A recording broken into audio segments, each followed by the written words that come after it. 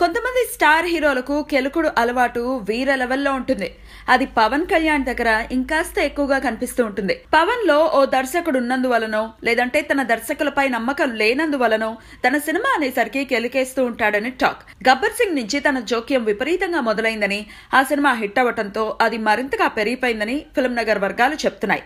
Sardar Gabbar Singh flop అవ్వడానికి కారణం ఆ చిత్ర దర్శకుడు బాబీకి స్వేచ్ఛ ఇవ్వకపోవడమే అని, అసలు ఆ సినిమా సెట్స్ లో బాబీని డైరెక్షన్ చేయనివ్వలేదని, ఆయన చుట్టం చూపుగా వచ్చి వెళ్లిపోయేవాడని చెప్పుకున్నారు. ఇప్పుడు డాలీ పరిస్థితి అంతేనట. కాటమరాయుడు సెట్స్ లో పవన్ కళ్యాణ్ దే హవా అని, పవన్ చెప్పినట్టే ఫ్రేమ్స్ సెట్ చేస్తున్నారని, సీన్ పేపర్ చదివి అప్పటికప్పుడు పవన్ మార్పులు సూచిస్తున్నాడని, పవన్ చెప్పింది తూచా తప్పకుండా డాలీ ఆచరిస్తున్నాడని గుసగుసలు వినిపిస్తున్నాయి. ఈ లెక్కన ఈ సినిమా పరిస్థితి కూడా సర్దార్లా అవుతుందేమోనన్న అనుమానాలు వ్యక్తం అవుతున్నాయి. దర్శకుడికి స్వేచ్ఛ ఇస్తేనే కదా తనలో ఉన్న టాలెంట్ బయటపడుతుంది. సొంత పైత్యం చూపించాలి అనుకుంటే తానే సినిమాలు చేసుకోవచ్చుగా, మరో దర్శకుడు పేరెందుకు పాడు చేయడం?